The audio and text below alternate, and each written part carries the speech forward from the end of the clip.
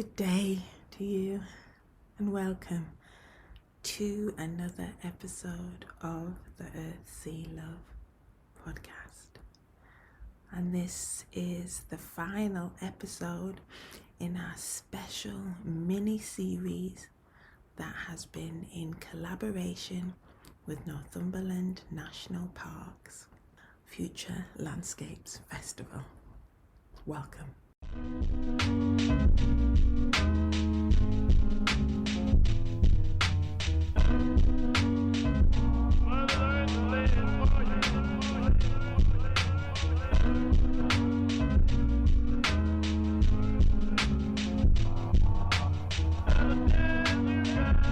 Hello and welcome. Welcome to the Earth, Sea, Love podcast.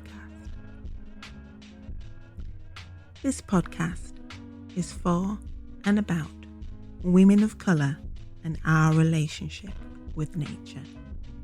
Hosted by me, Sheree Mack. The Earth, Sea, Love podcast is committed to exploring the experiences of women of colour with Mother Nature. We want to provide spaces where the hidden voices in the environmental and conservation conversations can explore their relationship with the natural world. Inspired by our time spent outdoors, we amplify the voices of women of colour, our stories, our conversations, interviews, photography, writing, and artwork. We'll be exploring our legacies, histories, and memories which have had an influence and effect upon how we perceive ourselves within the natural world and within the environmental and climate justice movements. Welcome to the Earth, Sea, Love podcast.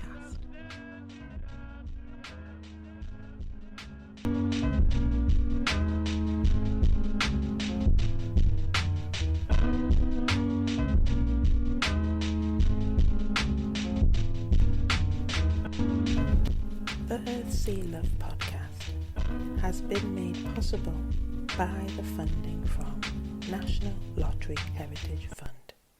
Thank you. Can I just take this moment now to say thank you.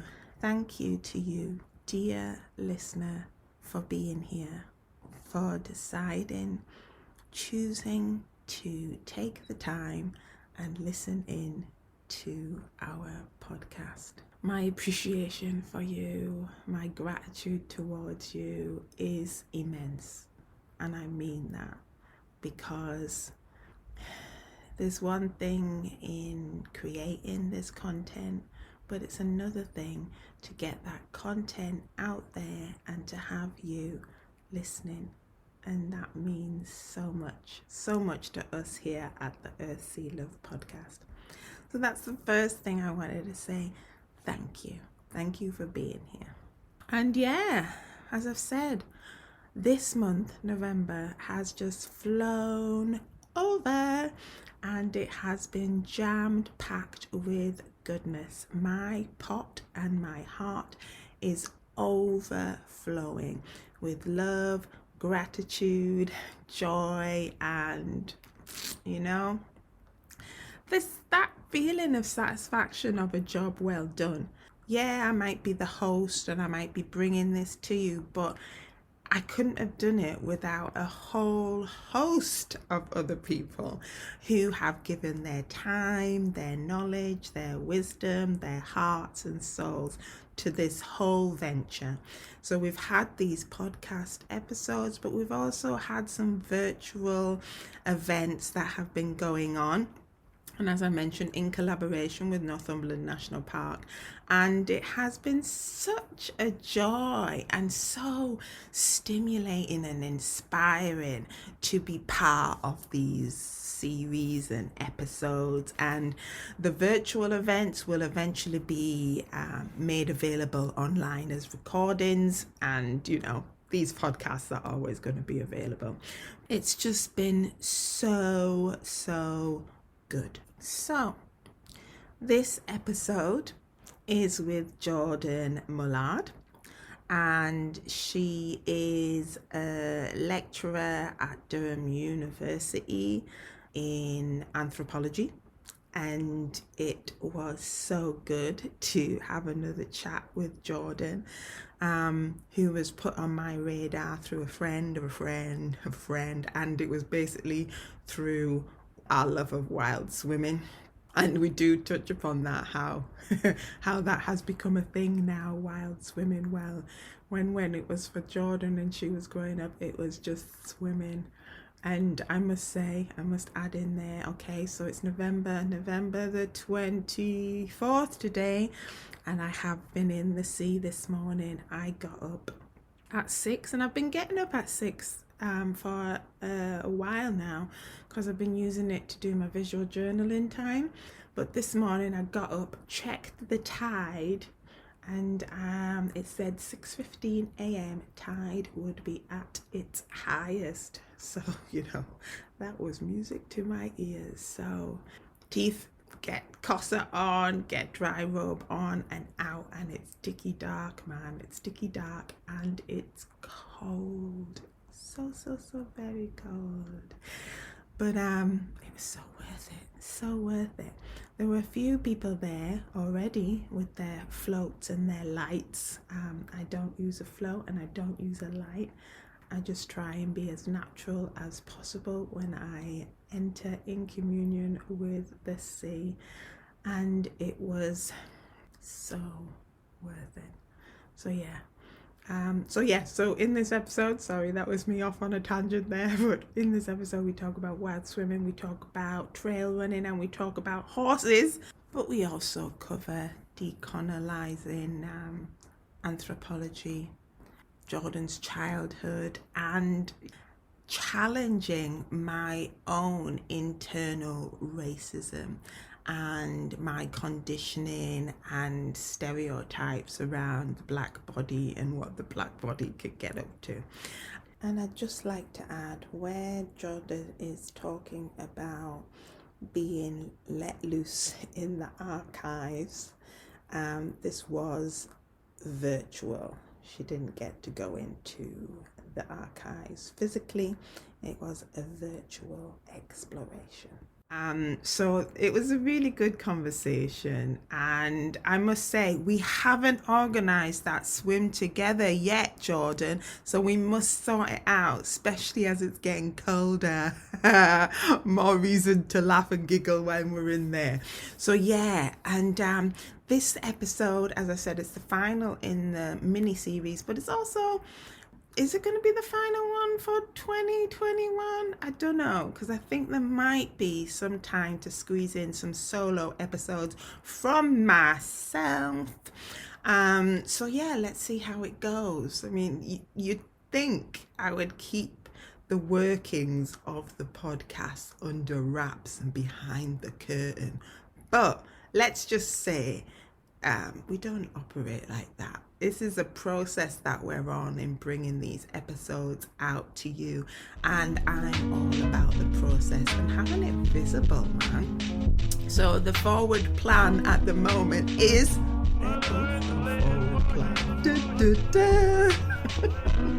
let's see what happens. Anyhow, thank you for being here, and until next time, bye for now. I'm just mad week, really busy. Well, it's university's really kicked in now, isn't it? It's like, yeah, you can't even say we're just getting into it, beginning of term, we're in the thick of it. We're in the thick, we are. And it's great, actually, having the students back. Honestly, it's just like Durham goes and opens. It sort of blossoms with the students. I love it. Yeah, I do. Oh, awesome. So, well, you've mentioned it, but tell us, the listeners, where you are situated in the world, and if you are close to nature at this point. Can you see it? Can you touch it? So I am in Durham. in the city, DH1, at this very moment. And what if I open my curtains? I close my curtains because the bright sun shines in, but so where I am, we're quite high up on a hill, and I can look over and I can see fields in the distance going up towards Brim Park, I suppose it is. Yeah. And that view is just, it's like a little reminder of the world and of space in the world. Yeah. You know, so when I walk back from work, I'm quite fortunate. When I walk to work, I pass fields with horses in the city, you know, in the city. Yeah. And then as I walk out, I get this view just as I come up Potter's Bank and, you know, down on Lowes Barn Bank. And and then you just see the fields and it's like, oh, yeah, breathe, you know, you can breathe, let it go. That view, there's something about the power of the view of nature helps to reposition me in the world somehow. So somebody said about recalibrating your body back into the world, but also it is back into yourself, isn't it? You know? Oh, completely it is. Yeah. It's grounding, isn't it? Yeah, that's it. It's grounding, definitely. And you said about Durham, and Durham is a city. Durham is a city because it's got a cathedral, but as you just said, it's a city, but it's like it is surrounded by rural villages, just the landscape. Durham's about, I don't know, maybe 20 miles south from me, if I'm saying in Newcastle. But for me, it feels just like it's a different, weird, and would I put in wonderful world? I'm not sure. But Durham is definitely a weird place for me, for someone who's been in the Northeast. How would you talk about Durham? I often describe Durham as this sort of bubble. You know, there's something that's abstracted from its wider location. You know, those pit villages that surround it, those areas, you know, some of the highest rates of deprivation in the country are in County Durham and in the villages and small towns that surround Durham. Yet Durham has this, I mean, Durham is not without its deprivation as a city. It's not. And there are some very old, quite established working class, deprived parts of Durham and old families that live in Durham. So it's not without any of that. But there is something about, and maybe it's something about the way it's situated in the landscape, you know, on that sort of meander of the river that somehow creates this sort of natural barrier somehow between itself and the wider landscape around it. And I think that's kind of echoed in perhaps some of the ways in which the institutions within the city engage with that wider world. So for me, being in Durham, it's like I'm inhabiting this bizarre domed space. Do you know what I mean? Yet yes, it's got its own like microclimate as a result, which is seasonal. It's like seasonally diverse, seasonally international, which is like part of its beauty and its texture and, you know, all the rest of it.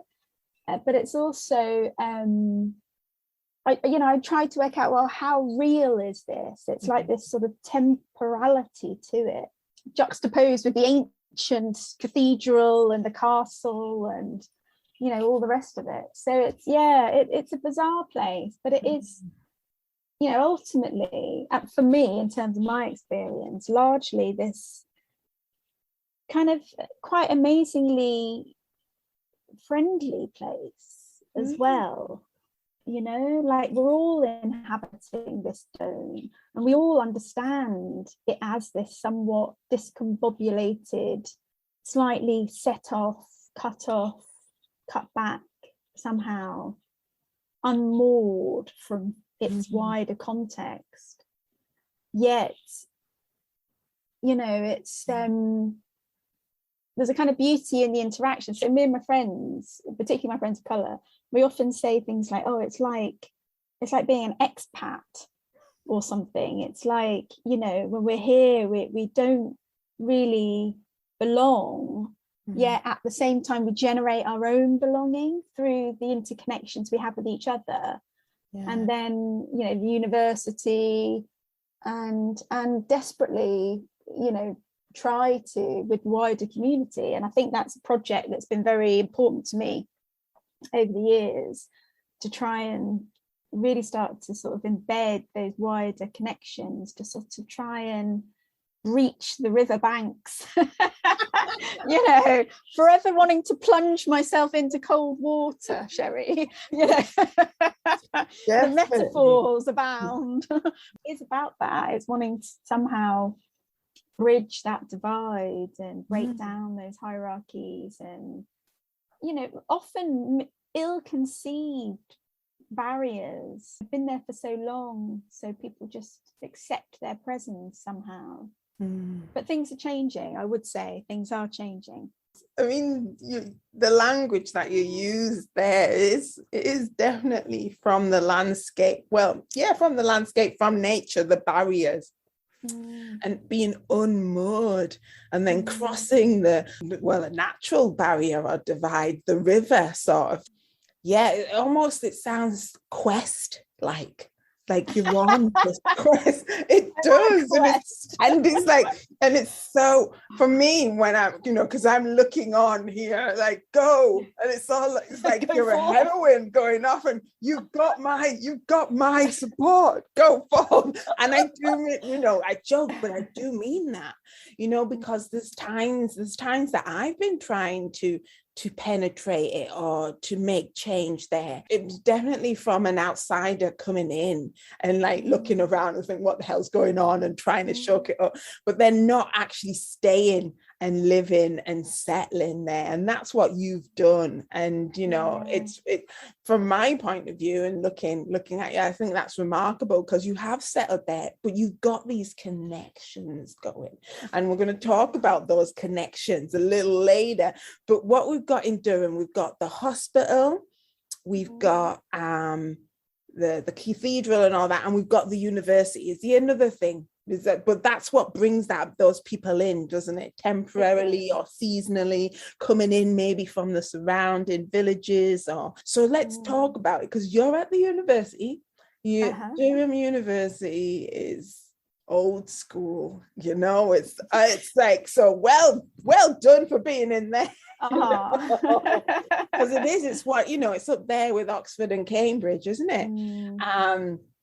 So you're in there, and you're in anthropology, if I'm correct. But then what's appeared maybe at the front of that word, which might not have been there initially, but I could be wrong, with like decolonizing or decolonization of anthropology. Is that a new addition, or has it always been there? And what does that mean? What does that mean? What does it mean? Wow, this is a really good question.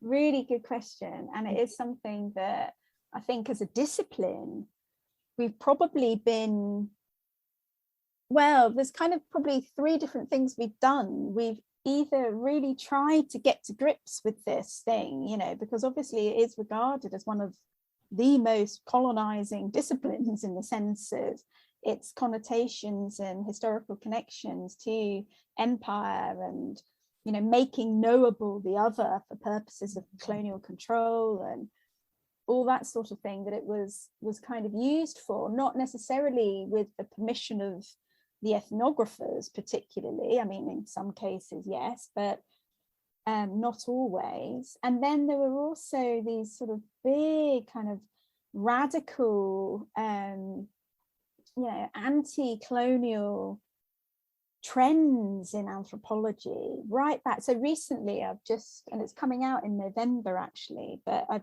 been involved in this virtual special issue for the Royal Anthropological Institute, which is, I know, la-di-da.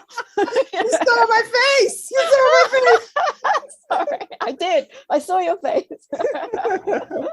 But you've got to realize that actually all these things are made up of real people, of humans that are just human at the end of the day. We're all just human. Yeah.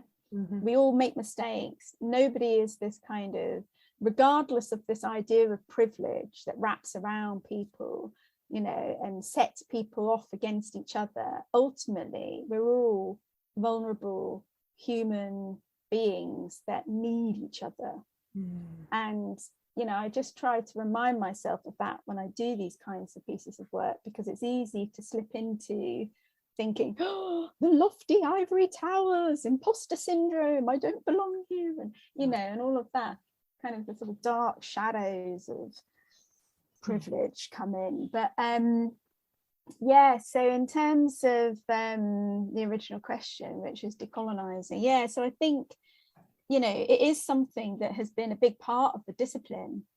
Anthropologists, whilst at times complicit, have also been radically opposed to colonialism. And there's been this tension in the discipline between these kind of two camps, I think, really.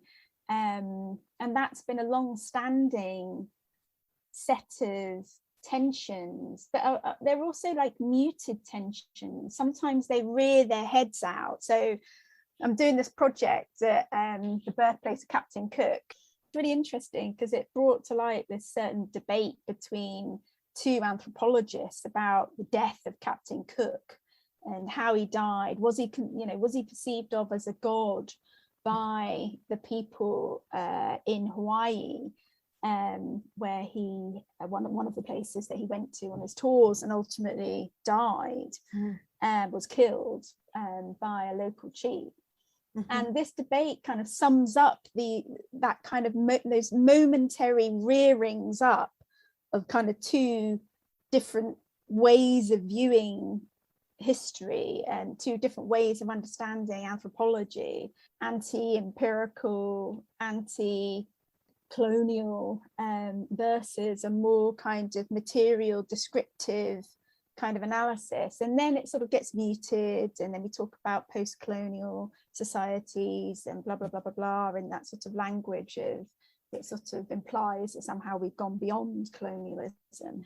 And I suppose what's happening with the new decolonising agenda is that we're saying, well, actually it hasn't gone away. There are hugely embedded structures of inequality that stem their legacies from that period of colonialism and haven't gone anywhere. Like cement between the bricks of the cathedral, they're there, they're solid. And part of the whole decolonising thing is really to expose it and to try and dismantle it, brick by brick. So that's sort of what that's about. And generally, to be honest, people have largely been pretty supportive of it. There are some people that think, oh, we've always done that, so there's no need to sort of do it all again. But I think the reality is we haven't perhaps done it in the ways that we should have done it, and we haven't done it as a collective endeavour. It's been individuals that have done stuff. So I think what's interesting and different about the decolonising that we're doing now is that it really aims to be collective. And I think there's great power in collectivity. And I hope that, I don't know when the end of this is ever going to be or what that's going to look like, but I think it's a process, and it's a process that is underway. And I just don't want it to drop off the agenda, in the way that so many things that we as Black people, as people of colour, try to do. It's like, what the work we do, the labour we put in doesn't go away, but how it's received by the majority community is temporary, is seasonal, is all of those things, isn't it? Oh my gosh, yeah. Just when you were saying there about dropping off the agenda, and if we think about June last year, and Black Lives Matter, and everyone was clamoring and like, we've got to do something, we've got to make change. And I say everyone, I mean white establishment, saying like, you know, we're sick and tired of all this and we need to make change. And it's like, we've got generations, we've got decades of people of saying, brown and black people saying we need to make change, we're suffering, we're dying, racism, inequity, inequalities, and like, so it's all on the agenda. And then a year and a half later, it's like, you can hear the crickets, right? It's like, what's happening? I'm standing in a field, where are my people? You know? So dropping off the agenda, and it is, and you said it's that temporariness of it and that seasonalness of it, and it's like what's in fashion and what's not in fashion, and that is so frustrating when it's always on our agenda. It's always on our agenda to be changing the narrative, the skewed lies basically that is passed off as history, and these are the stories, these are the myths, and this is all true, and this is, you know, it's like please. So just to step back, you said the essay that you're doing from the Royal Anthropology Society, was it, is a collaborative, you've done a collaborative essay on what's it on? Sorry, I didn't get the focus. So there's three, I believe. It's coming out in November. The bit that I'm doing, which I believe then there are 2 or 3 other people also doing something. We had to choose 10 articles from the JRAI, which is the Journal of the Royal Anthropological Institute, back catalogue. And then that we felt talked to or obfuscated or spoke against or in favour or in some way spoke to the decolonising issues that we're talking about today. And then we had to curate them by way of a written introduction. It was so interesting. And I really leapt into this in full force in the summer last year. And I basically went right back to the first edition of the journal, to the first volume in 1848, and started off at that point. And I thought, well, I can't, how can I choose 10 without having a sense of everything that's there? And I suppose it's part of, I don't know, perhaps it's part of that archaeological thing as well. Anyway, so then I thought, right, I'm going to do that. So I started reading through, and I was like, I'm just reading all this white, dead men, you know. And it was like, oh, no. And there's these, you know, very sort of intimidating titles like On the Human Mouth. And then, you know, what that tells us about whatever and what. Well, you can imagine, right? You can imagine reading it like, I either need to do this with a bottle of whiskey or I'm going to have to get myself in the sea, or, you know, on a routine basis. But I mean, it was actually really, really interesting. I found it really very, very interesting, because within some of these very sort of anatomical, pretty dreadful, racially classifying articles, there were also these little nuggets saying, hey up, we can't, we've got to do things a bit differently, actually. You know, we can't just keep doing this. You know, we've got to take into account history, we've got to take into account context, we've got to take into account culture. We can't just be measuring and categorizing and creating typographies for this stuff. You know, we've got to, for people and for, you know, people in different places around the world, we've got to start to unpack the other stuff that's going on. So it was just a very interesting exercise, working through the decades, and then writing a sort of introduction to these 10 articles. Just when you're talking about it, and you know, I see these dusty archives where you're over the table studying these mighty books. That in itself, that image of you being allowed in the archives, you know, being let loose in the archives is like so pleasing to me, to my own sense of wonder, because that is, if we think about the archives, it is a very white institution, and in a sense it's like another extension of power, because whoever's in charge of the archives is the one who makes the decision of what's worth saving, what's worth putting away for the next generation. And that is so clouded by the thinking of the time, the context of the time, the personal prejudices, etc., etc. So, you know, whenever you say archives and somebody says it's open and let's go in, it's like, yes, let's run amok, you know. Yeah, let's open it all up. Exactly. And but then to have, as you're saying, to curate it, because then you're actually putting your print on, or imprint on, what has been said, and actually righting wrongs in a sense. And I think that's really empowering. So thank you for doing that work. And I hope you didn't drink too much whiskey. No, I hate whiskey. I absolutely hate it. No, so I don't know why I said that, because I actually do really hate whiskey. You see, you had me at whiskey, because I love my single malt whiskies. After a tour of Scotland, it got me into it. I didn't like it before, but I do now. But moving on, but not moving on, because in a sense, that's admitted to one of my guilty pleasures. But you came onto my radar, Jordan, through a friend who says, oh, you must talk to Jordan. She's a wild swimmer. She's next to that woman, a wild swimmer. A wild swimmer. Let's talk about that, because you know, you've got that rural base where you're living in Durham, but then also you can nip across to the coast. How long have you been in Durham, and how long have you been wild swimming from Durham? Or did you come to Durham already a wild swimmer?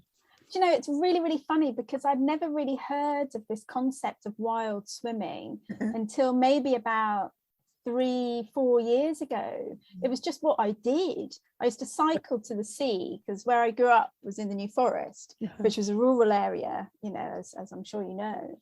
And you know, I could cycle, and as soon as I could learn to drive, I learned to drive, and I got a car and I drive there, and you know, spent a lot of time on the beach, in the sea.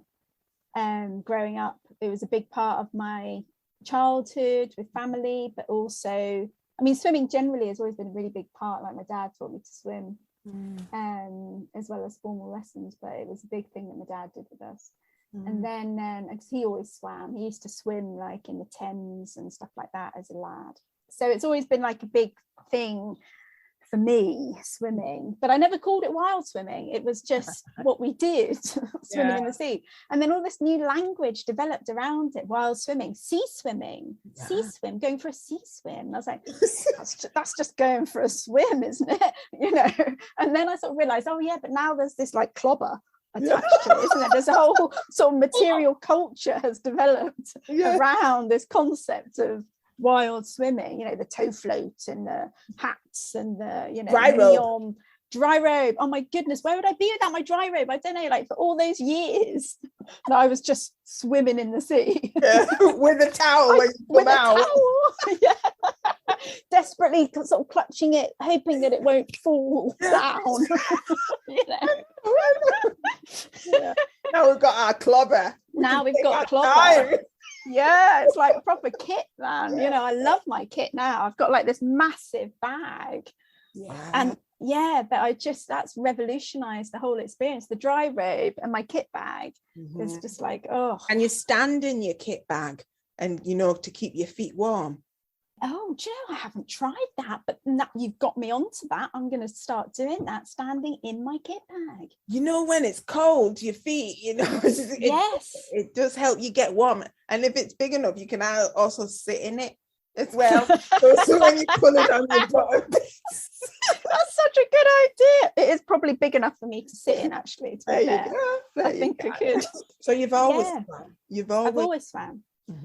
It's always been this great thing for me, like real release, you know, like I'm quite I think I'm a bit like cumbersome on land. Do you know what I mean? I don't know. Oh no, I totally know what you mean, because like I awkward.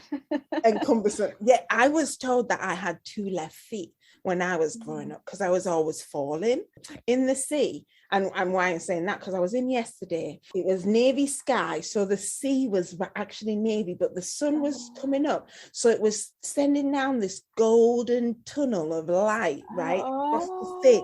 So at that point, I just lay back on my back and my feet popped out, and the sunlight was touching my toes, and it made me golden, you know. And that, glowing. Yeah. Glowing. And that's how I feel. I feel like I'm the golden goddess when I'm in the sea. You know what I mean? No more longer have I got 2 left feet, man. I'm beautiful. I'm magnificent. Who wouldn't want to keep going back to have that feeling? Well, they say it's addictive. It is. You know it is. No, I mean it is, and I totally agree. You know, I as a kid had flat feet, or I was regarded as having, which is a common thing, right? Yes. Black women. Yes. The colour. Yes. Seem to have, flat feet. Mm-hmm. And anyway, so water was always like just a way of, well, it's that thing, isn't it, of getting out of your body somehow, being weightless, and just the best. Yeah, it's just the best. But just the other thing though, you said your dad taught you to swim, and he used to swim in the Thames, right? So you're mixed race. Am I making the wrong assumption that your dad was white? Yeah, you are. My dad was black. Awesome. Thank you for that. because why? I'm like, at this moment I'm writing this essay, and it's about sea.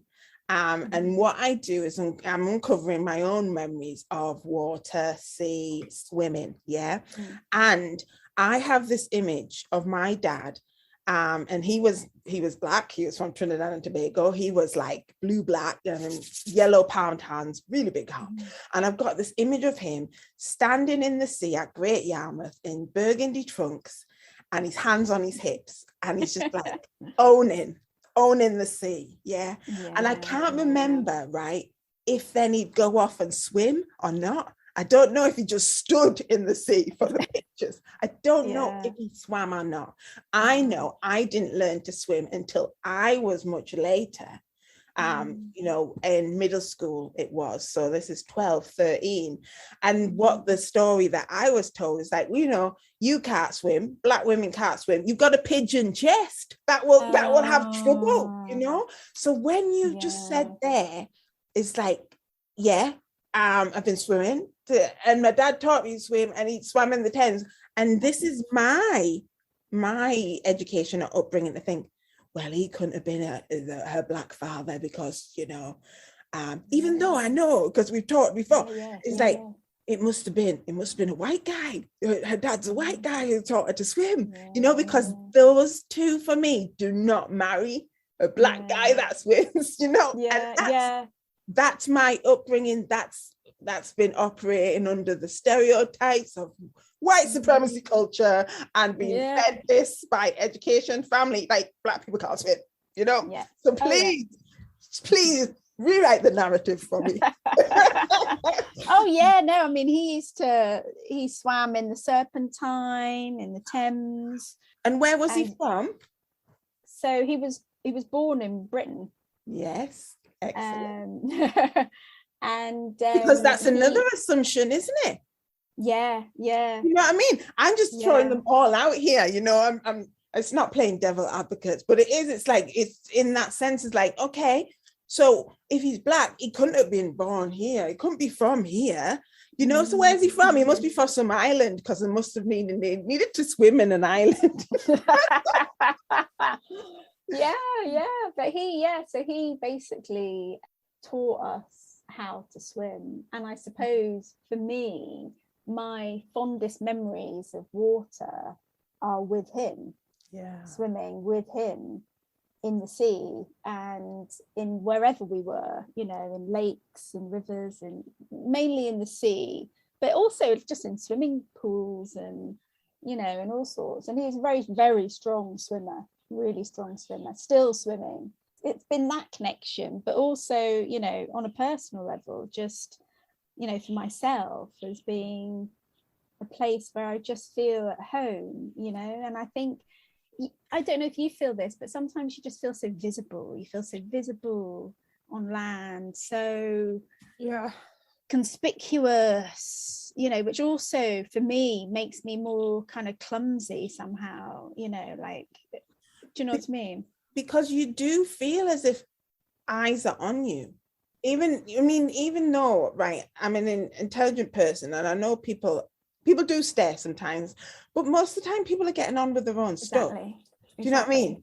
Yeah. But we're thinking, oh my gosh, they're staring at me, they're looking at me, I better make sure I'm walking straight, I don't trip up, I don't give away anything that would make them think any worse of me, because they already think that of me, you know.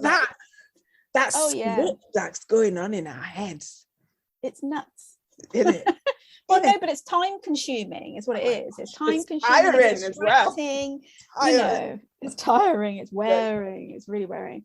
But so up here, like you said, it's a beautiful location because you've got the coast. So you've got the Northumberland coast, which is absolutely magnificent and so sparsely populated. You know, I go there and I think, blimmin' heck, if this was in the south, it would be rammed. Car parks would be paid, you know, you'd have to pay to park.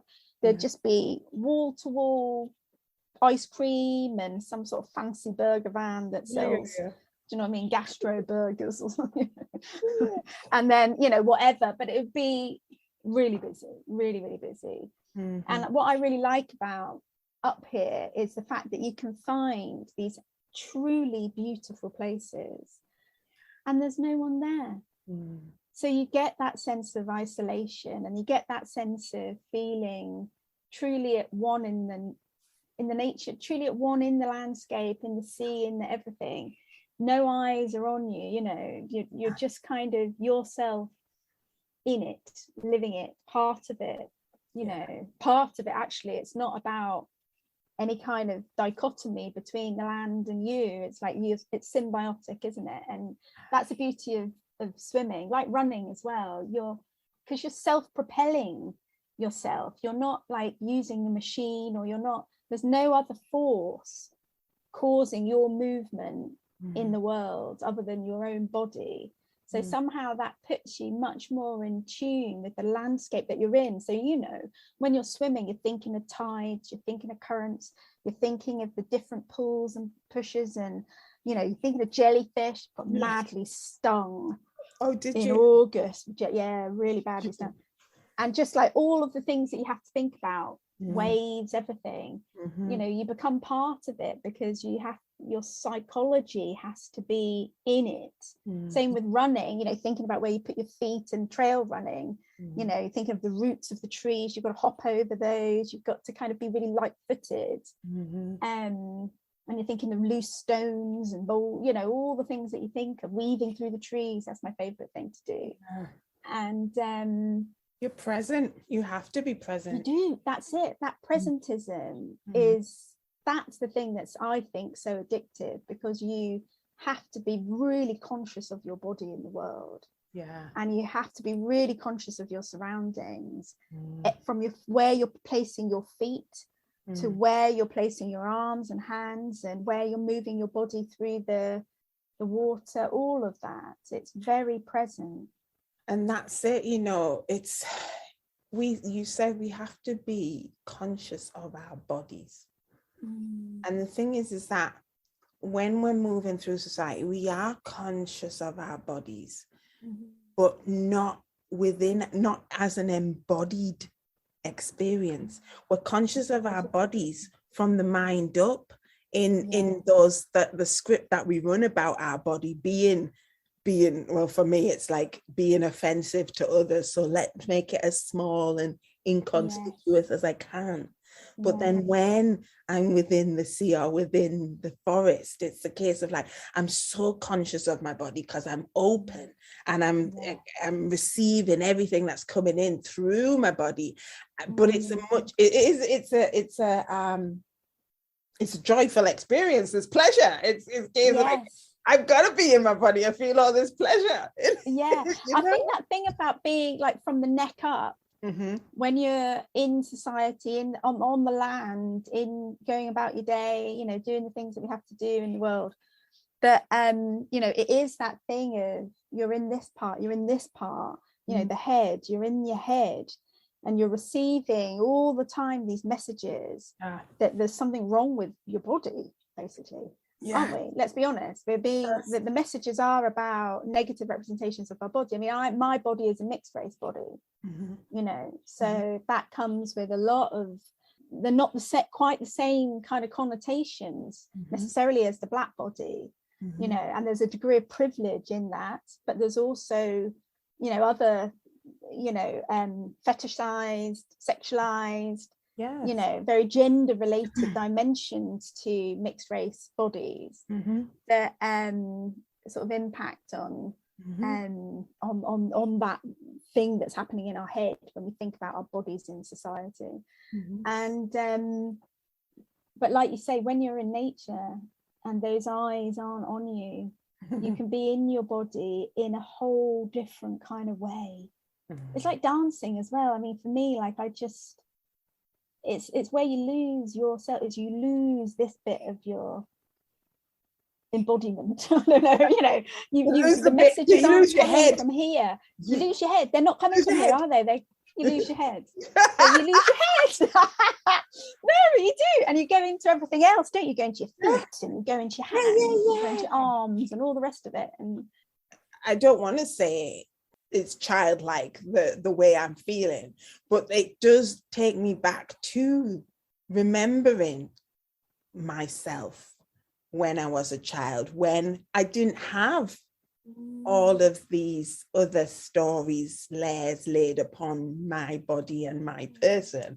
It was just like I was free, you know, and that's what I remember, and that's what I take with me after I've come out the sea into the rest of my day, and try and keep that. It's like I've been topping up my childlike wonder pot sort of thing. I like that. Come 6:30 at night. Oh, we're going a bit low, right? I better get in again tomorrow and top it back up. Sort of thing. But that's what it is. It's like that. It's like I don't know if you ever read Sophie's World, which is sort of about, I suppose really it's about philosophy, but there was this lovely analogy in it of like being like the white rabbit in Alice in Wonderland. And when you're a child, you're like right on the tip of the rabbit's fur, and you're hopping through this crazy landscape, looking at everything's wondrous, everything's amazing. And then the older we get, the more sort of signals that we receive from that outside world, the deeper down into that rabbit's fur we go, you know. And it's quite a nice metaphor, I think, in terms of into that white world, into that white fur. You get buried in that white fur, and then we lose our wonder. That's, you know, and this, I don't know, I've always liked that. I've really carried that with me for a long time, that idea of being on the tip of the rabbit's fur. I love that, and I must remember that and use that, because it is a case of like, I've said, like, you know, I go in and come out and I'm sparkling, and you know, it's that numb and that's warmness, you know, take on the rest of the day. I say I've got a smile on my face, but it is more a case of how I see the world. The world is a much more nicer place to be in, and I'm emitting all this love. And even if I meet somebody who's hostile or is not sharing my love, it's just like it's water off a duck's back. No matter, you know, that sort of thing. More for someone else. Yes. So we mentioned the swimming, you've mentioned trail running, and last time we talked you said that you were maybe setting up a group, or you had set up a group. So talk about that. And then also, when we're talking about the New Forest and your upbringing, there was horses involved, wasn't there? My God, horses. God, I really love horses. I love horses. So after we talked, I've recently made, I mean, some of them aren't new friends, but a new friend as part of this group of sort of more older friends, and she runs, And she was like, oh, I really, you know, we were just chatting, and she said, oh, I really want to do trail running. I love the idea of trail running. She does like CrossFit and, you know, kind of functional training, and she's, you know, she's into all that, and she runs, but not in the countryside. And she said, you know, I'd really, really want to, but I feel nervous about it. I feel worried. She's Asian. She said, yeah, I feel really nervous, really anxious about my safety, you know, doing it. And I explained, yeah, I know, I do know what you mean. I mean, I am really acutely aware when I am running in the countryside, which is ironic because you're probably safer in lots of ways than you are running around the streets in the middle of the night, or whenever. Yeah, so she was just saying, oh, I'll come with you. I'd love to come with you. I really want to try it. And, you know, so I took her, and then I thought, well, I bet you there's loads of us out there who really want to do it and just perhaps, you know, are nervous, you know, and particularly with all stuff with Sarah Everard and the amount of cases of women being sexually assaulted, murdered, anxiety around all of that is heightened. You know, we're hyper vigilant, aren't we? Let's be honest. We're always scouring the landscape, aren't we, for men? You know, what are the, you know, who are the men in the world around us?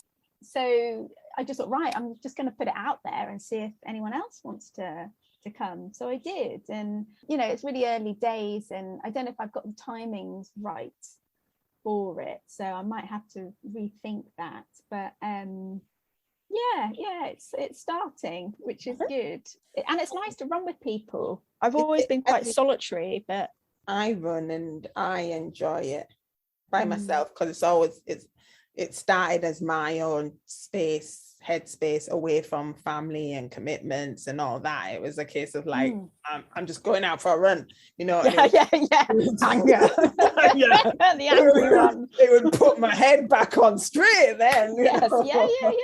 But it's really nice with other people, you know. I you know, and it's nice with other women, you know, that somehow there isn't.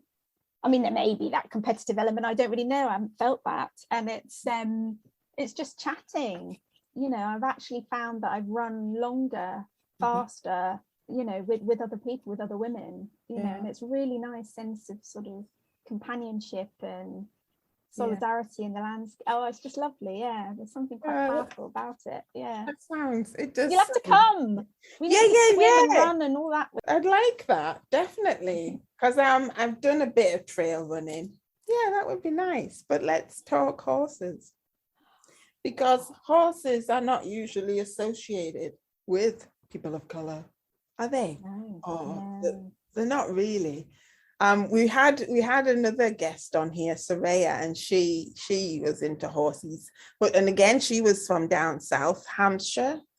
Is it something that is in the air down there that gets that sort of slight pong on the nasal, the sort of heavy plummy nasal sort of? Yeah, how did this come about? Because when I was young, definitely I was scared of horses. And that, again, it's like I must like give props to my mom. She was a really good mom, but like telling me stories that would scare me about one woman who had a breast nibbled by a horse and how it was, you know, so like I mean, I had big breasts from a young age, so I was keeping away from horses, because that's all I thought they would do. But I'm glad to say I have come to such an appreciation of love of horses, because they are beautiful, beautiful creatures. They are beautiful. And intelligent and giving, I think. I think, you know, but this is me. Talk about you and your horses. Oh, yeah, no, I have a very deep love for horses, and again, it goes back to being a kid, really, and I suppose about creating a space for myself that was outside of things that were difficult for me to understand and comprehend and experience, you know, growing up in a very white, rural part of the world, having lesbian parents, you know, got a lot of hassle in school and what have you know, for being like three of us, the only kids of colour, and to boot we had we lived with our lesbian mother partner, so you can imagine it was a bit of a double whammy. And so the stables and horses were like this little sort of escape pod place, and there's something about the elegance and stoicism of a horse that's very stabilizing. And I found that, like, I always say, like, my first love of my life was a horse. I don't know what that says about me, but it was. And he, honestly, I liked riding him bareback, and like, I'd take him out and I'd just take all the tack off the saddle bridle, and I used to just lay on his back and just let him just walk about the forest with me, just laying on his back. The first love of your life makes me think and feel you needed to have someone to love and have that returned in a simple, beautiful way. Do you know what I mean? Yeah. And that connection, you needed that connection to feel better, as you say. It was you created a cocoon almost. Yeah, I did. And I used to feel like he knew how I felt. I mean, I don't know, sort of loads of transference going on probably. He was always, so how I came to have this relationship with this particular horse was tipping up to the yard. I was about 9 years old, 9 years old. And I was just standing at the gate, and I was actually set to catch another horse. And this horse, me, whinnying his head off, just like, he was so pleased to see me. And I thought, I don't know you. And he was just so pleased to, like, who are you? And he just galloped towards, whinnying and, like, shaking his head and just looking radiant. And he wanted me to catch him. He wanted me to so I did. And then from then on, it was just like he and I, and I eventually I bought him. So then he became my horse, my pony. He was a pony, really, but it was just like this instant connection. And so what was his name? Popeye. But Popeye saw you and Popeye wanted to be with you. Maybe Popeye knew you needed him and he needed you. We can't think that animals are dumb, because they're not. They're not. And we are connected to them. We're the same, if you know what I mean, in so many ways. And we're different in other ways as well. But we are connected, and we have that connection with them, and it can't be denied, really. Again, my upbringing, I was brought up to fear all animals, the hairy, the slavery, the smell. And that's my family putting their fears on me, swimming, horses. And it's like, oh my gosh, it's like I've spent the rest of my life trying to work out for me what's good, what's bad, what's to fear, what's not to fear. Get out of that construction in about, because I do think they do it to protect us, but they didn't pass on that information. As like, society, the system's not set up for you to survive, so we're doing this to help you survive, but at the same time there's so much joy and love out there that you could be doing. It's that it's getting that balance, isn't it? And it's very hard. Oh my gosh, it is so hard. As a parent. I mean, you were talking about being mixed race, a mixed race woman. My daughter, she is 11 now, and she's mixed race. I'm constantly trying to help her navigate that space, but I'm doing it from a Black woman's point of view, which is different to what she will experience and is experiencing in her life. But at the same time, I have to remind her that you are Black and you are going to be judged accordingly. And it's such a difficult task, man. Especially when you not be told anything. But that is actually will stand her in good stead. Yes, I know. Because hopefully that means she won't listen to the rubbish. Yes. you know, Yes. I know. you know what I mean? We Oh hope, gosh, I don't we? know. It is. I don't want her to listen to the rubbish, but I want her to listen to me. You know, Of course, well, quite. Yeah, I mean, you know. you know, I want the best of both worlds. Yeah.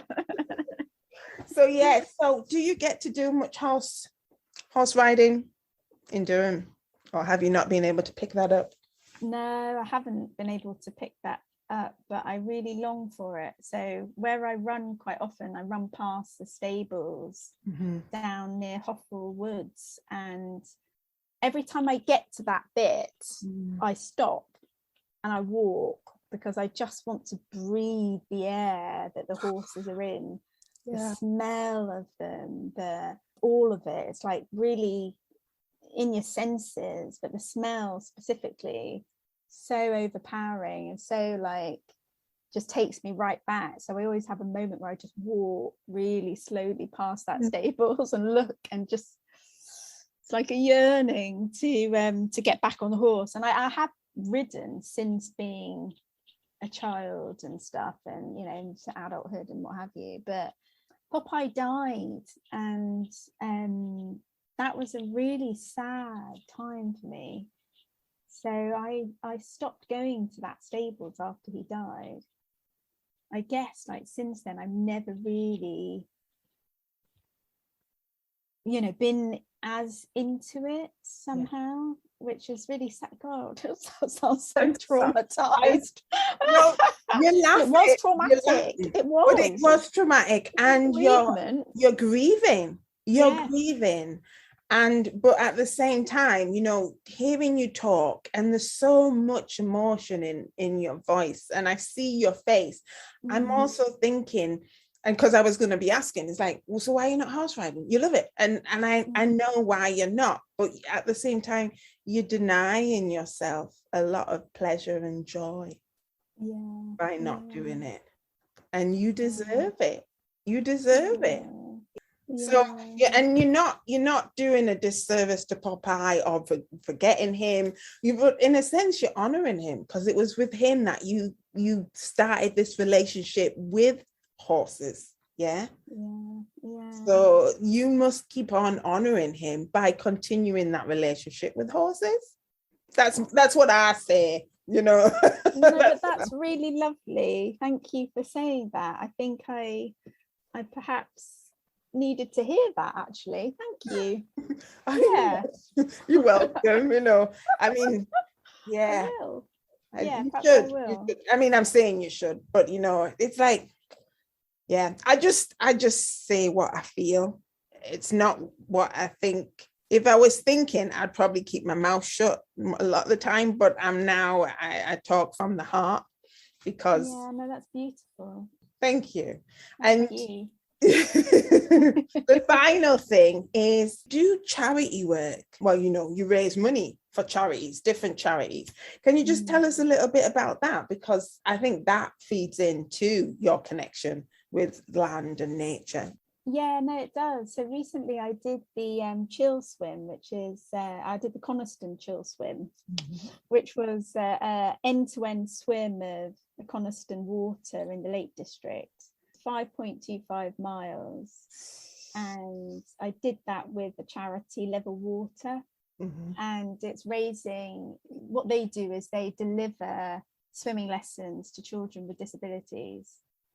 And knowing the power of water for me and what it's meant for me in terms of liberating me from the land somehow, and from all those eyes and all those, you know, messages about how we should be and what we should look like and all those things, that water was the one place where all of that just disappeared.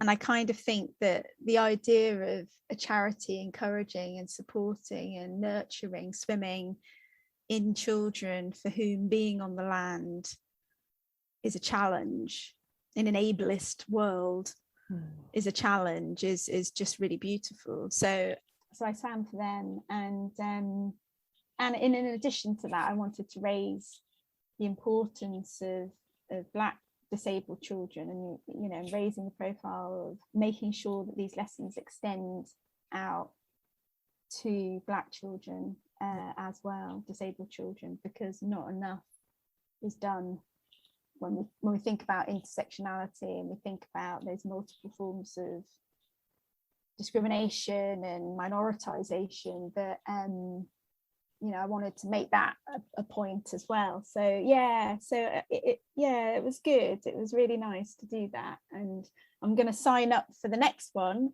which is but I'm going to go a little bit harder, and I'm going to try the 7.25, which is Ullswater. Gosh. So I'm kind of deciding to do that. So that's one aspect. And then I support a charity called Stamp It Out, which is it sort of aims to reduce the stigma of mental health and problems and difficulties. And again, that's with young people, but not exclusively with young people. That's something else that I'm doing. And then I did the Great North Swim, which was 5K, and I did that raising money for Any Youth, which is a youth charity in the Northeast, as well. So yeah, bits and pieces. And being able to combine the things that I enjoy, that give me pleasure, means that maybe I'll swim a little bit harder and a little bit faster for them somehow. I don't know, that sounds really cheesy, but no, not at all. And I'm sure you're the second person today who's said something about their belief and how they operate and then say, oh, I bet that sounds really cheesy. I just want people to own it more, because I'm not thinking that's cheesy at all. I'm thinking that's wonderful and admirable. You're doing something that you love, but you're also you feel that you can push yourself a little bit further because you're doing it for someone else as well. And I think we do that in our everyday. We always put other people first, don't we, before ourselves. But this, I think, is such a beautiful combination, because you are doing it, but you know that you're in service of somebody else doing it, and who are in greater need than yourself. You've got these privileges and you're not sitting on them, if you know what I mean. You are working them so other people can benefit from it. And I do. I think it's amazing, because they're no small efforts either, because I did the Great North Swim Windermere 2013 or 2014, and I just did half a mile, man. Half a mile. And it took still good. Took me a long time, and I had an individual kayak, man, because in the waves, the end of the wave has the kayak, doesn't he? So he's like, come on, Sheree, come on, because I was at the end of the wave. He's going, you can do it, Sheree, come on, hold on to the front, have a rest, keep going. Oh, brilliant. No, that's great. Those kayakers, honestly, they are. His name was Brian, and he stuck with me, and I know I couldn't have done it without his help. So shout out to Brian. Yeah, definitely.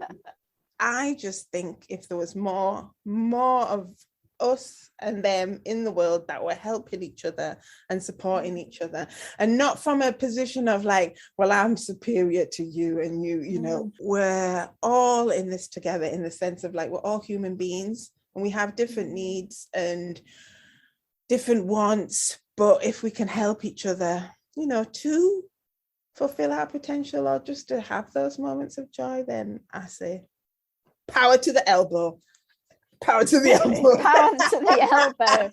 Well, it's funny, because I was reminded by I went to a talk that DPOCA, which is the Durham People of Colour Association Student Association, had put on for Black History Month, and it was about Black psychology. And we had somebody come and talk, and he reminded me of Desmond Tutu's speech about Ubuntu. And this idea that, I am because of you, I am human because of you, we are people, and it's that idea that nobody really is alone. And nobody really is an island separate from another person, that actually who we are is to do with everyone else around us, you Yeah, know, that we yeah. are a collective. And Oh wow, I yeah. was just reminded of that. Thank you for that reminder. For It's just me, quite powerful. Yeah, well, it's just what you said, basically, isn't yeah. it? I love that, because I'm all for the solitude. You know, I've just come back from a week in a van by myself. Oh, You know, nice. and I need that, but it's so true. I was still connected with people, if you know what I mean. And I know I couldn't have done that if I didn't have that connection and help from other people. So yeah, not an island. But who wants to be? Who wants to be? Because if I was an island, I wouldn't have been connecting with you now. Okay. Exactly. Exactly. And on that note, I have to say thank you. Thank you once again for your time and your wisdom and your shares. It's really appreciated. It is really appreciated. Thank you. Thank you, Sheree. You know, it's just marvelous to talk to you. It really is. I just think you're absolutely fabulous. You're brilliant. And we've got to have that swim. Oh my gosh, yeah, no, defo.